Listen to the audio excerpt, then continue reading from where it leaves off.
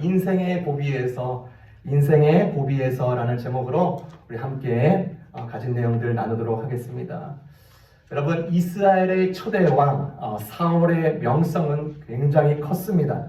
이스라엘의 주변국에서 이스라엘을 물리적으로 압박하고 제재할 때마다 이 사울은 군대를 동원하여서 맞서 싸웠습니다.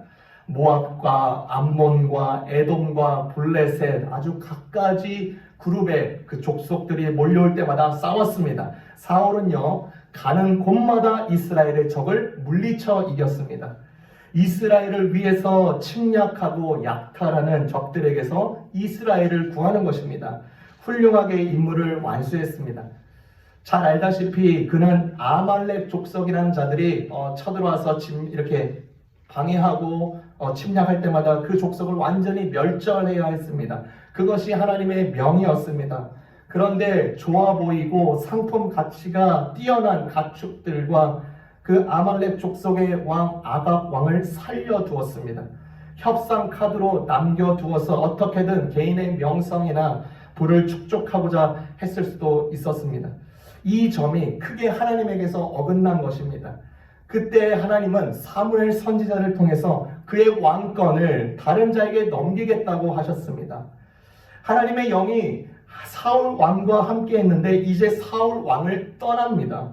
그리고 오늘 본문에서는요, 여호와께서 보내신 나쁜 영, 악한 영이 사울 왕을 괴롭혔다고 말을 합니다. 논란이 될 만한 구절이에요. 하나님께서 그러면 악한 하나님으로 보일 수 있습니다. 누가 하나님 보시기에 누가 마음에 안 들면 하나님은 악한 영을 보내셔서 그렇게 고통 가운데 거하시게 할 수 있는 분으로 비칠 수 있습니다. 많이 오해하는 구절이에요. 하나님께서 직접 악한 영을 사울에게 보냈으니까 그가 심각한 우울증에 빠진 것 아니냐고 이렇게 해석을 합니다. 그런데 이 구절을요, 보다 큰 틀에서 해석을 하자면, 본문을 보자면 하나님의 직접적인 주권 안에서, 그 주권은 거대하고 사람이 셈할 수 없고 거대한 그 주권인데 그 주권 안에서 악한 영의 활동도 허용하신다는 것입니다. 여러분 잘 알다시피 하나님께서는요, 빛도 만드셨고 어둠도 만드셨습니다. 그래서 이사야 45장 7절에는 내가 빛을 만들고 어둠을 창조하였다. 나는 평화를 가져오기도 하고 재앙을 일으키기도 한다. 나 여호와가 이 모든 것을 한다. 절대적인 하나님의 주권을 선언하는 구절입니다. 그래서 이 구절을 좀 더 이해하기 위해서는 사람이 악한 영의 역사에 이 덫에 의도적으로 그리고 자발적으로 가까이 하면 그에 따른 결과는 당연히 악한 영에 잡히는 것입니다.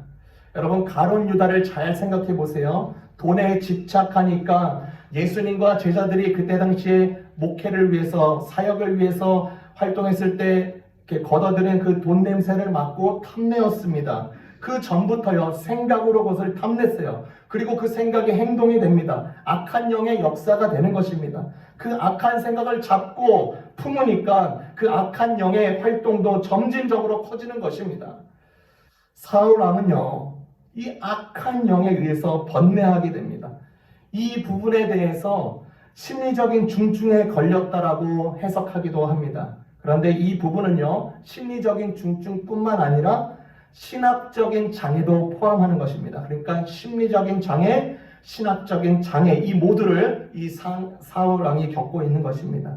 사울 왕은 이 부분에서 장애가 생겼어요. 사울 왕이 가졌던 신학적인 장애가 무엇일까? 그는요, 그의 삶과 하나님을 완전히 이제 별개로 두는 것입니다.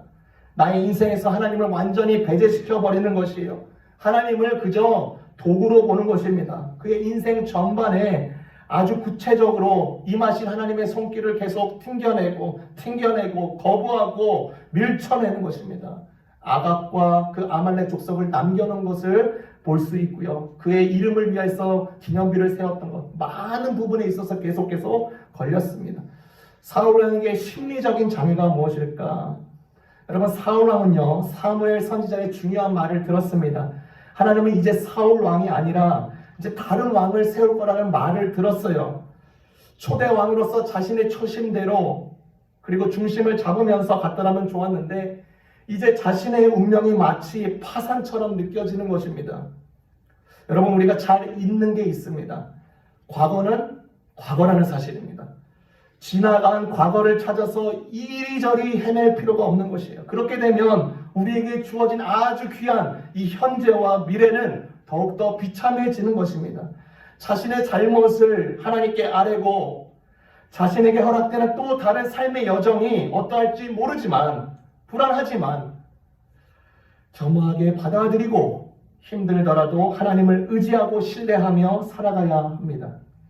그런데 사울 왕은 그러지 않았습니다. 실패를요, 영원한 실패로 여겼습니다. 마치 가룟 유다처럼 자신의 결말도 자신의 뜻대로 매듭져야 적성이 풀린다고 생각하는 것이죠. 이런 부분을 볼 때 인간은 참으로 연약한 것입니다. 그래서 우리는요, 평생 누군가에게 기대야 합니다. 하나님이시죠. 우리는 하나님 앞에서 어린 아이와 같습니다. 나이가 많건 적건 상관이 없어요. 인생의 경륜이 있건 상관없어요. 하나님 앞에서는요, 다 모두가 어린 아이입니다. 어린 아이가요, 부모 곁에 떠나서 제 혼자 뭐 해보겠다 하면 반드시 사고가 납니다. 여러분, 우리가 잘 아는 그 하루살이가 있습니다. 하루살이. 정말로 짧은 삶을 사는 이 하루살이, 그렇죠? 어떤 것은요, 이틀, 길게 사면 이틀 산다고 그래요. 어떤 것은 4시간밖에 못 산다고 합니다. 그런데 이 하루밖에 살지 못하는 이 하루살이에게 태어난 날 하루 종일 비가 주룩주룩 내리면 어떻게 될까요? 보통 1년에서 3년 동안의 물속에 있다가 겨우 알에서 깨어나서 이제 맑은 세상을 날 수 있는 성충이 되었는데 하루 종일 비가 오는 것입니다. 우리 인간에게는요, 짧으면 짧다고 할 수 있는 하루지만 이 하루살이에게는요, 평생의 시간입니다. 시원한 바람, 따스한 햇살도 못 보고 비 때문에 그럴 수 없는 것입니다. 기껏 태어난 이 세상에서 비 때문에 처절하게 다운되어서 생을 마감하는 하루살이가 될 것이냐, 아니면 비가 오면 어때? 그래도 한번 열심히 살아보자 라고 이렇게 대응하는 하루살이가 될 것이냐. 여러분, 하루살이가 해지기 전에요, 냇가 근처에 떼지어 날아다니는 것을 봅니다. 살아있는 동안에 구애를 하고 사랑을 나누는 행위입니다. 상하비행 운동을 열심히 하면 암컷들이 그 그룹에 딱 들어가서 수컷은 암컷과 함께 멀리 허니문 여행을 떠납니다. 그리고 그 허니문 비행이 끝나면 물속에 알을 낳고 몇 시간 만에 죽음을 맞이하게 되는 것이에요. 비가 와도 사랑을 해야 하는 것입니다. 하루살이가 그 짧은 속에서도 그렇게 열정적으로 사랑을 나눈다는 점이 참 인상적인 것이죠. 사울 왕이요, 사무엘에게 들은 말, 그쵸? 왕권을 옮기겠다. 그 말을 듣고 그거 가지고 평생을 눌리면서 살 수 없는 것입니다. 사울 왕 인생 끝난 것 아니에요. 절대 아닙니다. 사울 왕이 신학적으로, 심리적으로 큰 장애로 인하여서 피해와 굴레 속에 있더라도 남아있는 기간 동안에 하나님을 사랑하지 말라는 법 없는 것입니다. 하나님께 불충한 것과 불신했던 것을 뒤로 넘겨버리고 남은 인생을 속죄한다는 심정으로 살아갈 수 있는 것입니다. 혹은 자신의 아들에게 반면교사가 되어줄 수 있는 것입니다.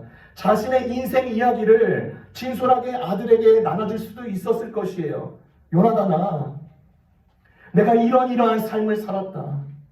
나의 일대기를 꼭 기억해라. 그리고 너는 하나님 앞에서 사람들 곁에서 진실된 사람, 하나님을 공경하고 사람들을 위해서 사는 사람이 되어라. 그렇죠? 이런 식으로 얼마든지 선한 영향력을 가지고 인생을 마감할 수 있습니다. 비가 주룩주룩 내리는 그 한날에도 열정적인 사랑을 나눴던 하루살이처럼 말입니다. 여전히 그렇게 살 수 있는 동력이요, 사울 왕에게 완전히 없어진 것이 아닙니다. 사울 왕에게 있었습니다. 하나님께서 사울 왕을 불쌍히 여기셨어요. 절대로 하나님은 사울 왕을 버린 게 아닙니다. 어디에 증거가 있죠? 다윗입니다. 사울 왕이 깊은 수렁과 심한 우울증, 악한 영에 누릴 때에 사람을 붙여주십니다. 다윗입니다. 사울 왕의 심각한 상태를 이제 알아챈 신하들이요, 훌륭한 연주자를 한 명 추천합니다. 그 연주를 들으면 병이 좀 완화된다고 추천을 한 것이죠. 그 자가 다윗입니다. 오늘 본문에서 어린 다윗이 왕궁으로 스카웃됩니다. 사울 왕도요 이를 좋게 여겼어요. 다윗은 연주가로서 테라피스트로서 사울 왕을 섬깁니다. 다윗이 연주할 때마다 사울 왕의 병이 완화가 되는 것입니다. 얼마나 좋아요. 다윗이 연주할 때 노래도 했을 것입니다. 하나님에 대한 찬양이겠죠. 그러면 사울 왕은요 다윗이 찬양하는 것에 더 귀 기울여 했습니다. 하나님을 기억해야 합니다. 여러분 잘 알다시피 이 정신적인 우울증, 강력한 심리적인 병은요 그 자체로 끝나지 않습니다. 생활에 큰 지장을 미쳐요. 어떤 부작용이 나타날지 모릅니다. 그런데 하나님은 다윗을 통해서 사울의 병을 계속 만지고 계시고 고쳐주고 계십니다. 그러면 하나님을 한번 뒤돌아보고 하나님을 기억해야겠죠. 하나님을 기억하는 계기가 됩니다. 고마운 마음, 감사한 마음, 하나님 나와 함께 하시는구나. 감사해야 됩니다. 그 은혜를 기억하고 자기 자신도 찬양하고 예배 혹은 자신들의 백성을 더 사랑하는 선순환의 역사가 이어져야 합니다. 그런데 그는 그러지 않았습니다. 잘 알다시피요. 이 사건 뒤에 무슨 사건이 일어나나요? 다윗과 골리앗의 싸움입니다. 사울이요. 골리앗을 쳐부순 게 아니라 다윗, 이 소년 다윗, 이 연주자, 이 테라피스타가 골리앗을 쳐부신 것입니다. 큰 승리를 거두고 이스라엘 백성과 군인들 모든 진영들이 용기와 자신감을 얻었습니다. 하나님이 이스라엘 백성들과 사울 왕을 아직 생각하고 계시는구나. 하나님이 우리를 돕고 계시는구나. 여전히 우리와 함께 하시는구나. 확신을 얻었습니다. 여러분 그 전쟁에서 어떠한 전투에서 큰 승리를 마치고 온 그 군인들이 딱 고향길에 딱 돌아오면요. 그쵸? 악기들을 동원하고 치어리딩을 하고 그쵸? 잘했다 박수를 치고 그쵸? 춤을 추고 그러는 것이죠. 마찬가지로 돌아올 때 이 군인들을 위해서 퍼레이드가 진행되는데요. 사람들은 노래를 만들어서 불러주는 것입니다. 여러분 2002년에 우리나라가 월드컵 4강에 올라갔을 때 온 지역이요 들썩들썩 거렸습니다. 오 필승 코리아, 오 필승 코리아 막 아주 난리가 났죠. 사람들이 마찬가지로 이 군대 진영들에게 장군들에게 이 모든 봉사자들에게 이러한 노래를 만들어서 불러줍니다. 사울은 천천히요 다윗은 만만이다. 이 말을 오늘날의 말로 하면 사울은 소총이고 다윗은 스커트 미사일이다. 인간은요 쉽게 비교할 수밖에 없습니다. 그런 다른 사람들의 판단에 의해서 좌로 기울고 우로 기우는 이 사울 왕의 모습을 보게 됩니다. 안타까운 것은 정작 자신을 바로 보지 못하는 경우가 허다하는 것입니다. 자신을 바로 보게 되면 주위의 어떠한 사람의 평가에 대해서인지 솔직하게 받아들일 수가 있습니다. 그러나 자신을 바로 보지 않고 주위 사람들의 목소리, 주위의 사람들의 평가에만 집중하기 시작하면 거기에서 바로 큰 열등감이 싹트고요. 반드시 그 열등감의 싹튼과 동시에 쓴 열매가 맺힙니다. 사울은요 아직 현역 왕입니다. 쫓겨난 거 아니에요. 불구하고 사람들의 노랫소리가 그의 심장을 후벼파는 것입니다. 열등감의 싹으로 받는 것입니다. 아니 내가 어떤 사람인데 나 이스라엘 초대왕이야. 나 그대로 사람들의 만장일치 신임받은 사람이야. 내가 그래도 다윗과 골리앗이 싸우게 당할 때 내가 최종 사인권자였어. 내 공이 더 크지 않아? 아마 이런 식으로 자기 자신을 보았을 것입니다. 이러한 열등감이 그를 괴롭히는 것입니다. 여러분 열등감이 무서운 점이 있습니다. 열등감이란 단어와 교만이라는 이 단어의 뿌리가 같아요. 열등감도 교만에서 나오는 것입니다. 성경에서 강조하듯이 교만은 반드시 패합니다. 우리나라에 들썩이는 또 소식들이 있습니다. 국회의원 제22대 총선을 앞두고 아주 뜨겁습니다. 네. 후보자들을 보면서 칼날이 아주 드세게 서 있는 걸 보면요. 열등감에 빠져 있는 분들이 많이 보여요. 많은 부분이 교만과 관련되어 있습니다. 자기 자신의 그 잘못을 인정하고 잘못된 것을 받아들이고 앞으로 어떻게 이렇게 보완하고 추진하고 잘 해나가겠다 이런 자세보다는 네가 더 못됐잖아. 네가 더 부패했잖아. 계속 다른 사람의 과실로 자기 자신을 감추고 무마시키려는 모습만 보여요. 교만이죠. 내가 선호하든 당이든 아니든 잘하는 사람이 있다면 공을 칭찬해주고 닮으려고 하고 업그레이드하면 좋은 것인데, 잘하고 있는 사람마저 막 끌어내리려고 하고, 심지어 잘못하고 있는 사람은 이 사람 잘하고 있어 정상이라고 하면서 두둔하는 모습이 다 열등감에서, 교만에서 나오는 것입니다. 여러분, 사울 왕이 또 심각한 혼란의 상태, 이 우울증, 이것이 계속 있는 것입니다. 이러할 때 어린 다윗을 찾습니다. 다윗아, 나를 위해서 연주해줘. 그가 연주할 때 사울 왕의 마음이 안정되는 것을 알았기 때문입니다. 그리고 다윗이 이제 연주를 할 때 이제 사울 왕은 우울증뿐만 아니라 열등감, 깊은 시기, 질투가 그의 마음속에 일어나기 시작합니다. 자신을 여전히 바로 보지 못하는 것이에요. 이제 사울 왕은 다윗이 치료사의 업무 연주를 할 때 그는 자신을 위해서 봉사하고 있는 다윗을 오히려 죽이려고 창을 2번이나 힘껏 던집니다. 사무엘상 18절을 함께 보겠습니다. 사무엘상 18장 10절에서 11절. 사무엘상 18장 10절에서 11절.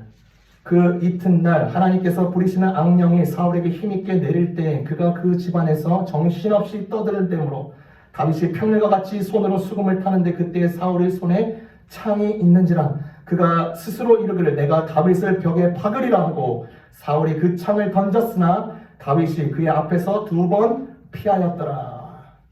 사울 왕을 살리려는 다윗을 자신의 암초로, 암덩어리로, 자신의 덫으로 여기고 있습니다. 심각한 망상까지 가는 것이에요. 랭캐스터 저희 성경 그 뮤지컬을 하는 곳에서 다윗을 이거를 봤는데요. 사울 왕이요, 이 부분을 너무나 잘 묘사를 했습니다. 미친 소리를 해대면서 망상에 쩌는 그 모습을 하면서 분노하면서 그 창을요, 다윗을 벽에 꽂아낸다는 그 심정으로 던지는데, 정말로 이 정도까지 가는 것입니다.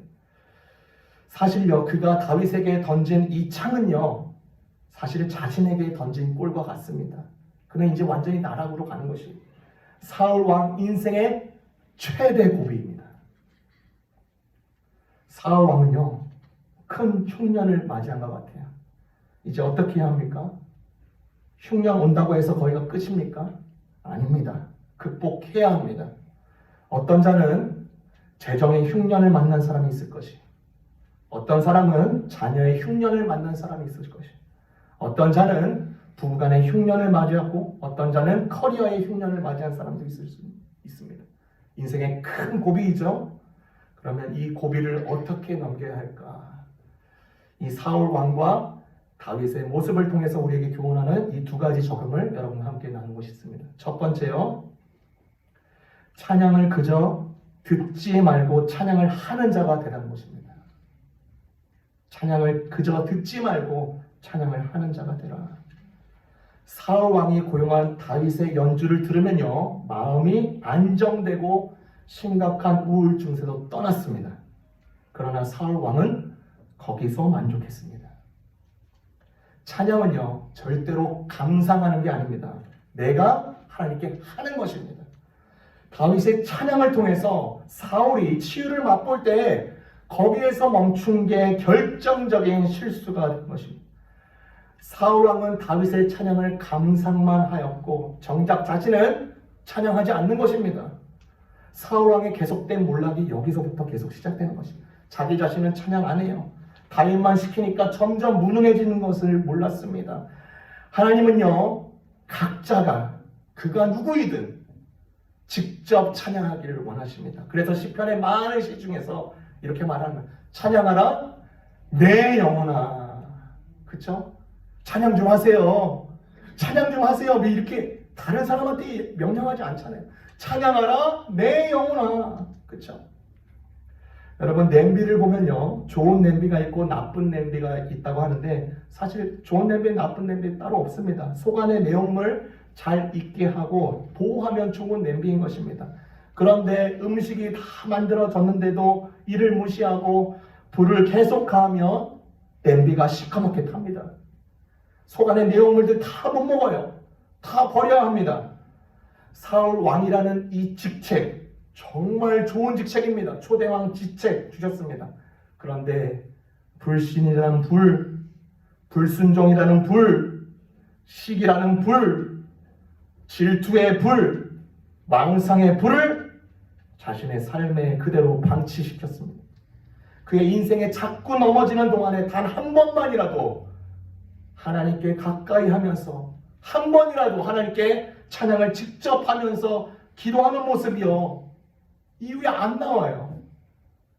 자기를 기만하는 데까지 나가는 것입니다. 우울증에 몰려올 때 찬양을 감상만 했을 뿐입니다. 그저 다윗이 연주할 때 그 찬양을 듣는 것이요, 단순하게 약 먹고 해결하면 되지, 딱 그 정도였습니다. 찬양을 할 때요, 여러분, 불신의 불이 나가는 것입니다. 찬양을 할 때요, 시기의 불이 빠져나가는 것이에요. 찬양을 할 때요, 하나님을 더욱더 그래도 한 번 더 붙잡으려고 내 몸이 나가는 것입니다. 사울 왕의 모습이 우리의 모습이 아닌지 잘 돌아봐야 될 것 같습니다. 그렇죠? 두 번째, 무엇을 교훈하는가? 인생의 최대 고비, 흉년에서, 그렇죠? 누군가를 위해서 친구가 되어 주라는 것입니다. 누군가를 위해서 친구가 되어 주십시오. 사무엘 선지자가요, 사울 왕의 심각한 잘못에 대해서 그의 왕권을 이제 다른 자에게 옮길 거라고 말씀했습니다. 그리고 이세 집안의 한 어린 소년에게 기름을 부었습니다. 이 기름 붓다는 것은 왕이 될 표징인 것입니다. 소년 다윗도 기름을 부음을 받으니까 이제 자기가 앞으로 어떻게 될 것을 알았습니다. 그 의미를 정확히 알았어요. 그런데 바로 그 두 번째 왕이 되지 않습니다. 바로 차기 왕이 되는 게 아닙니다. 오히려 그 전에 사울 왕의 연주자가 되었습니다.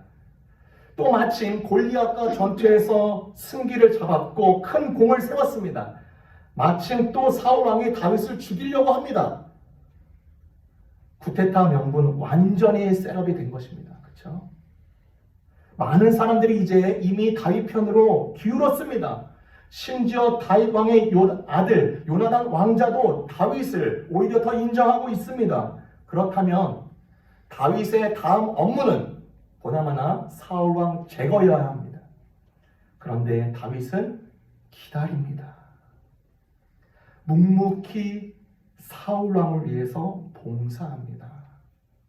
친구가 되어주는 것입니다. 자기에게 주어진 사명, 테라피스트로서, 연주자로서, 또 무기, 병참장으로서 집중합니다. 자기 기만에, 질투에, 시기에, 열등감에 완전히 묻혀버린 사울 왕을 위해서 친구가 되어주는 것입니다.